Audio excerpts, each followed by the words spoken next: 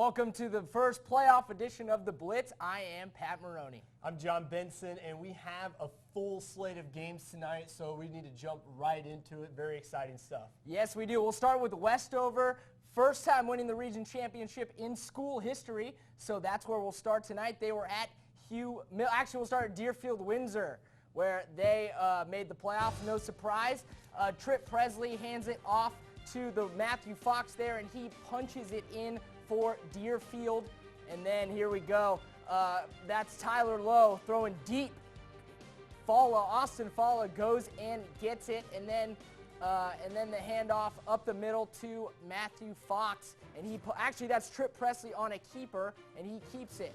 And then the screen pass. Deerfield is all over it, and then on third down they run it, and that is snuffed out by the linebacker there, Nick Mikas. And then Trip Presley under center, back to pass, throws it up, and Matthew Fox, he goes and gets it there for a first down. And then another play, Trip Presley forced out of the pocket, he finds Fox, and he breaks a couple tackles and gets upfield for the touchdown there. That makes it 21-0 Deerfield, and they would actually hold on to win 42-7, so they move on. And now we head to Packer Nation for Colquitt County, up to the big boys in 6A. Here we go as they take the field, and then the handoff there. Colquitt County is all over it for the Packers. Rush Probst's team, and then the quarterback, Daniel Mobley, for a little swing pass to the receiver. He moves the chains for a first down there. And then same drive, the handoff right up the gut, and he gets tackled there for another first down. So Colquitt's driving, and then the screen play. Colquitt punches it in. That would be a theme tonight. They really lit up the scoreboard. Noonan trying to make something happen. That's the wide receiver there. A gang tackle. Colquitt County, their defense was all over it tonight. And then the handoff to the tailback. Colquitt County would win 41-3. Now we move over to a team that hasn't hosted a playoff game since 2005 and actually hasn't won a region game since 2005. And we head over to Lee County and the Trojans. Now they usually do the motorcycle entrance there, but maybe just a little bit too much smoke there. And Effingham, with their first series, that they would get stuffed there for a big, huge loss by that Trojan defense. And after the big play there, Collier would give the handoff for the big 34-yard touchdown run here as he finds the hole for the running back, and the Trojans are up on the board 7-0 in the first. And then Collier, you don't see this happen much, but he's flustered out of the pocket and throws a pick to Dusty Baker, the safety there, for the turnover on downs, and that would be forced punt there. And the Trojans, Collier finds his man deep down the field as P.J. Taylor for the first down and more. And after that big play, he would lose the ball on the snap and try and make something happen here, but he would throw yet another pick, which is something you just don't see from Collier in the game. 2 picks in the first half for Collier, but he would make it up after this beautiful play up the gut here with the quarterback keeper for the touchdown 8 yards out. And the Trojans would go up in the halftime 14-0. And your final score in this one, Lee County would advance for the second round at home next week, 28-6.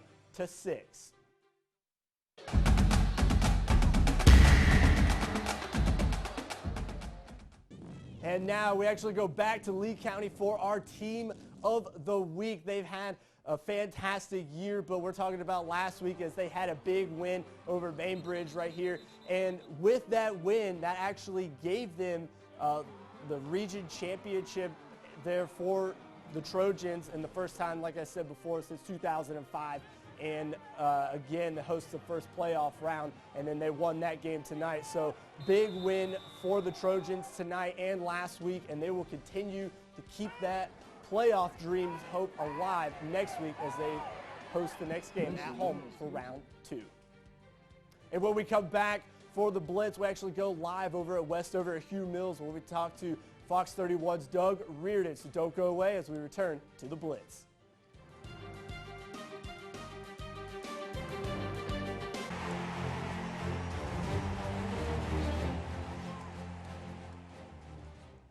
Welcome back to the Blitz. The Westover Patriots clinched the first region title in school history a couple weeks ago, so that was a big deal. And then they beat Albany last week, and tonight is the biggest game of the year for them. They hosted Liberty County at Hugh Mills, and it is actually our game of the week. 4A1 region champs here in Albany. The good crowd on hand at Hugh Mills to see Westover, see if they can move on. They'd be at home next week too. Bad start for the Patriots though. Takevian Harris makes a bad read, and that is intercepted by the best linebacker in the state, Raekwon McMillan, returned for a touchdown. But Westover mounts a drive. The handoff to Shannon Saunders helps set up a field goal, and then Tanner Stump cuts the lead to 7-3, and then the Patriots run a draw play to Shannon Saunders here. He breaks a couple tackles, weaves through in and out of tacklers for a huge gain, and then Harris out of the shotgun. He throws to Jakari Shingles on a little out route, and he cuts up the sideline for 6 Patriot points, and they take the lead. And then Liberty County trying to drive. That's a bad snap though over the head of Jordan Waters. He would recover, and then Waters looks deep, and Jaisanti Richardson covers a lot of ground there, but he can't come up with the pick. Still a nice play there by the Patriot D. And then Harris escapes some trouble, throws to Cedric Jackson to get inside the 10-yard line, and that would lead to another stump field goal. That makes it 13-7 at the half, and they would actually win this game 27-7. Our good friend Doug Reardon was on the scene at Hugh Mills tonight. What's happening out there, Doug? Yeah, guys, I'm here at Hugh Mills, just down the road from our studio here in Albany. A great game tonight, the Westover Patriots taking on the Liberty County Panthers, and what a game it was. Let's paint the picture for you here. Westover was actually undefeated in this Region 1 4A, and they kept things going here tonight. They finished the season 8-2, and with a playoff advancement on the line, Westover will be advancing to the second round of the playoffs, winning 27-7 here. Now, things started off actually relatively mildly with a defensive touchdown, the first score from Liberty County. It was a guy who, before I left the studio, Pat, you told me he was one of the best players in the county, if not the best player in the county, and that is Raekwon McMillan, number 42. You saw him there in the highlights with the pick 6. After that, it was all Westover. 27 unanswered points from Westover. I don't know what else you could ask of an offense, and even what more could you ask of a defense? After getting up early, Liberty County held to just the 7 points that they scored in the first quarter. I don't know how you can do much better than that. So Westover will advance, winning by a score of 27-7 here at Hugh Mills over Liberty County. Congratulations to them. And I'm psyched that it's the playoffs, but right now, let's send it back to Albany's favorite knuckleheads, Johnny and Patty, in the studio. All right, thanks, Doug. It's always a pleasure to get the nicknames from you over, especially at Hugh Mills tonight. Now we still stay in the Region 1 4A, and this time we actually go over to Cairo, your runner-up in the Region 1 4A, as they host their playoff game for tonight against Statesboro, and the Blue Devils are in town at West Thomas Stadium, and the Syrup Makers trying to make an impression here. And here we go with the first quarter of the game with the deep pass there for the Blue Devils, and a beautiful catch for the completion deep into the Syrup Maker territory inside the 10-yard line. Next play here as a bootleg here hits his man out in the flats for the touchdown, and the Blue Devils are up quickly in this one 6-0, or a PAT would be good, 7-0 there, and the Syrup Makers trying to make a comeback here as this making a few moves and scrambling up the middle of the field for the first down and more, all doing it with his legs there. And then once again with the pass, showing his arm strength, and a beautiful catch by that wide receiver to keep the drive alive in this one. And the Syrup Makers, after this one, unfortunately, would not score a single point, and they would fall to Statesboro 21-0.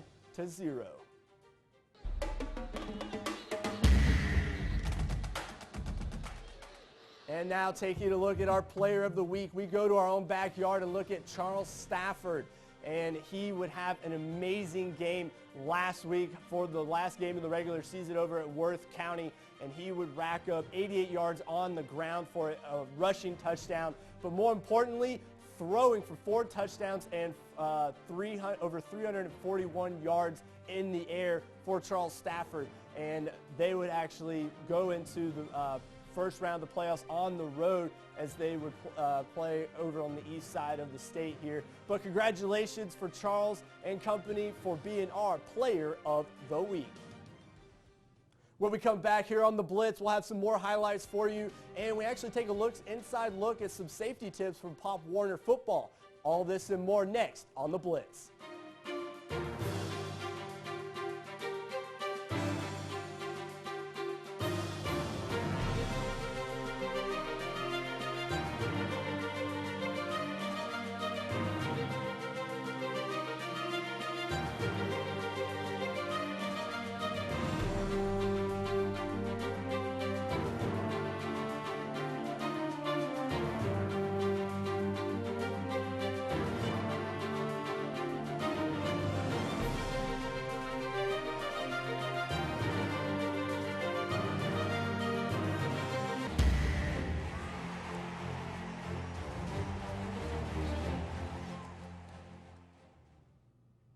Welcome back to the Blitz. Pop Warner Football is a youth program that gets recognition throughout the country. But now more than ever, parents are becoming more skeptical about letting their kids play. Fox 31's John Benson sat down with the vice president of South Georgia Pop Warner to talk about how coaches approach safety out on the field. Football safety is every parent's concern, and also for Pop Warner Football. What Pop Warner has done is they partnered up with Football USA as well as to implement the Heads Up football program. This summer, me and some other coaches had an opportunity to go down to Atlanta and go through the Heads Up football program. The Heads Up football program is a way for coaches to teach young kids the proper form of tackling. It used to be, you know, back in the day, kids would lead with their helmet. We call it spearing. Now it's more of a heads-up breakdown. You want to lead with your head up, chest out, hit wrap. One of the biggest concerns is how young some of the players are. But when is it considered a good age to start playing? All kinds of ages thrown out there. Some people are saying 14, 15, things of that nature. Like I said, we start off at 5. Do I think that's too young? Absolutely not. Because there's a lot of things you can teach a 5-year-old. For example, if I start a kid off at 5 and I teach him how to play this game safely, what kind of player will he be at 16? He'll be a player who respects the game, knows how to tackle, and knows all the safety precautions that are in place. For Jesse and his coaching staff, they all live by the same saying for safety. As when in doubt, sit them out. And that just allows us to err on the side of caution. And the coaches understand the importance of safety out on the field. If I have any doubts about a kid, they come out. They don't go back in. And 9 times out of 10, I'm asking that parent, hey, take him to the doctor just to have him checked out. And if he's all good, the doctor will send a note that says this kid is okay. If not, he can't return to the playing field without a note from his doctor. Now we'll head out to Burke County, where Crisp County, after winning last week, they got in early on. The quarterback there, Whit Campbell, finds his receiver, and then he's in trouble trying to make a play, throws it up, and Crisp County strikes first for the touchdown, but Burke County is no easy opponent. That's the receiver right there, makes a move, cuts outside, gets into closer to the end zone there, and then the little option read play there, the read option right up the middle. That's a big boy there, looks like Mike Tolbert. And then Campbell back to pass, throws it up, great catch for Crisp County there, but Burke County would actually answer, and they would answer in a big way while their quarterback there showing off the wheels. No Cougar defender will catch him there, and he gets all the way into the end zone, and they were dancing in Burke County because they won 61-19. And now we head over to Brooks County as they host yet another home game for the Trojans in the first round of the playoffs. And this dates back to 2008, since the Maurice Freeman era began. And now the Trojans face it off against the 5-5 Gamecocks, who lost their last regular season game of the evening here. And on the onside kick, bold move there for Freeman, and the Trojans would recover it. And after the reception, or the onside kick recovery, Malcolm Parrish throwing the deep ball to his man and finding the end zone for that one. And a 2-point conversion is good. Brooks County up 16-0. And the running back here, Javarius Johnson, gets the ball, or gets the handoff for the 26-yard touchdown run. 2-point conversion, no good. 16-6 Trojans. And then Parrish showing off his running skills as he finds a hole for the 15-yard touchdown run right up the gut there, no problem for him, 24-6 Trojans. And now we are looking at the running back. It is his turn with the ball, and he would go up in for the score. 2-point conversion after that one, though, would be good as usual, 32-6, and showing off his receiving skills. That's Malcolm Parrish there, supporting the number 32 jersey for his fellow teammate Sean Waters. And the Brooks County having no problem in this one as they would win and advance to the next round, 54-22.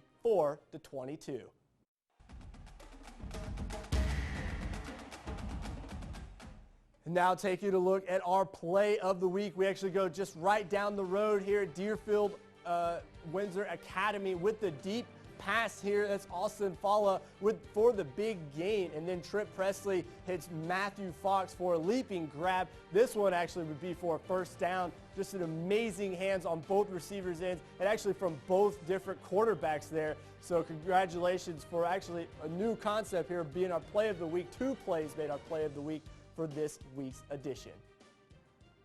And when we return, we take an inside look at head injuries and when should you get checked out for possible concussion. All this and more next on The Blitz.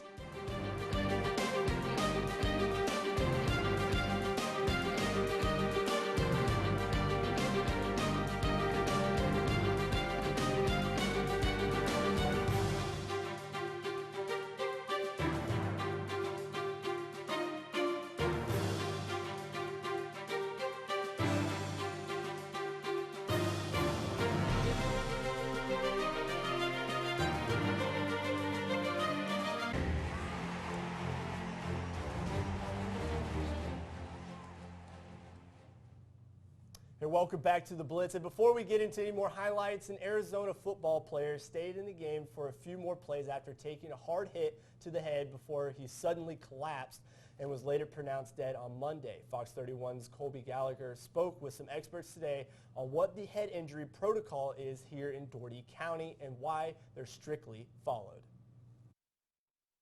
With such high pressure placed on winning, it's no surprise athletes don't like to accept defeat.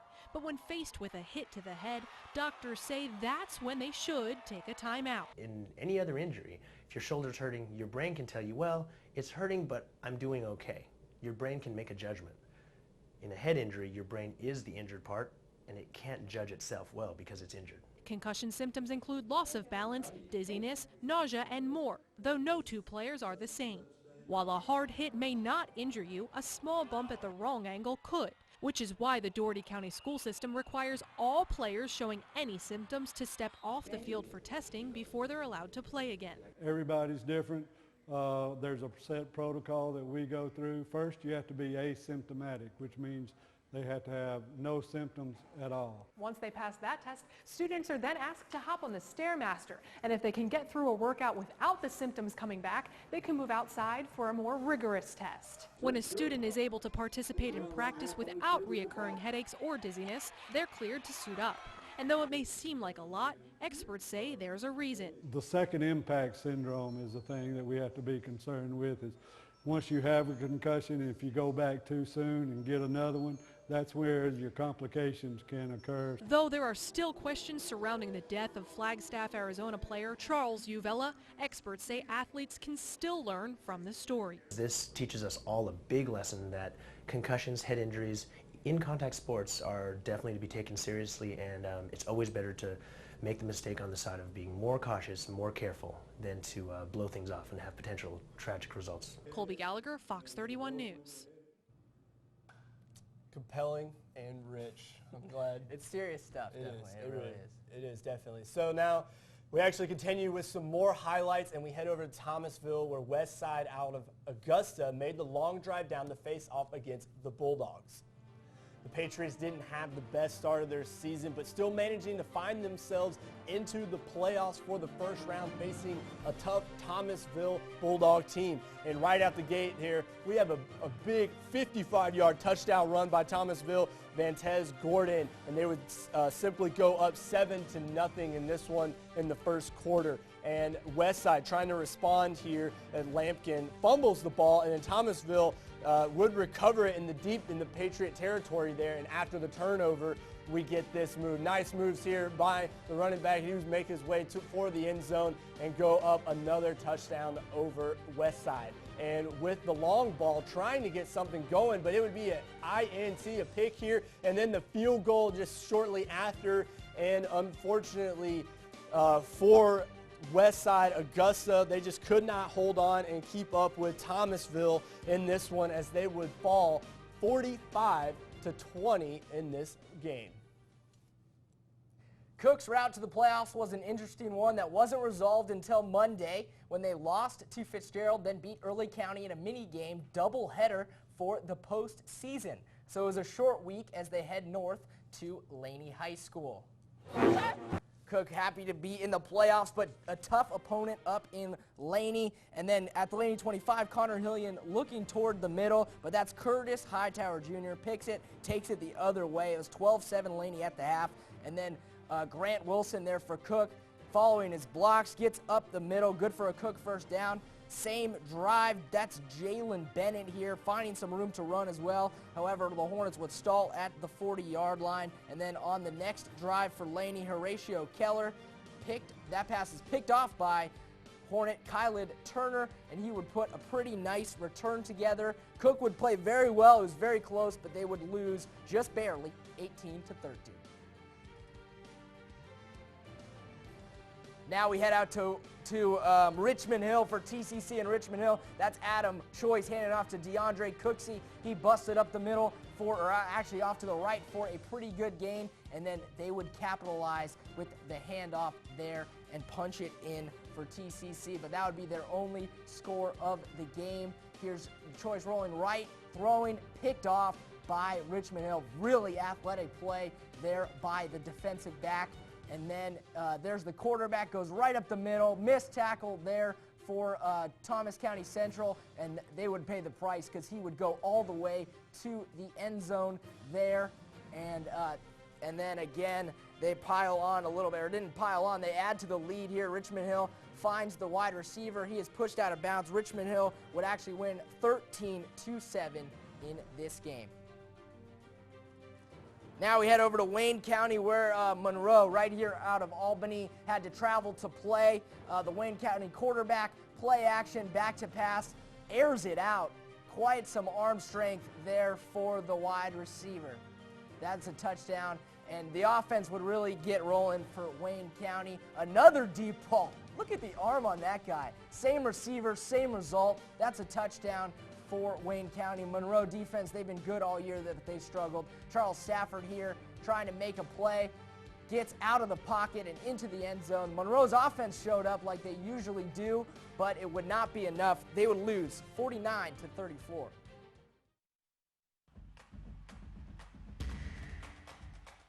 For these left now, the Albany Technical College Fan of the Week. This week's Fan of the Week comes from Cairo, Georgia. The Syrup Boys are at it again this week, cheering on their syrup makers. Tough game down in Grady County at West Thomas Stadium, though. They lost tonight, but it was a great season in Cairo. So congratulations to these wild kids for being our Fan of the Week. Each week we want to see photos of the games you went to across Southwest Georgia. Tonight, Chrissy Baranco sends Fox 31 Sports a photo from Lee County High School where she is rooting on the Trojans. Good win for the Trojans. Chris Wood sent us a photo from Hugh Mills where the Liberty County Panthers traveled to Doherty County to take on Westover in the first round of the playoffs. Thank you for sending us a glimpse of your night under the lights. Be sure to send us your pictures each week on Twitter at WFXL or tag us on Facebook.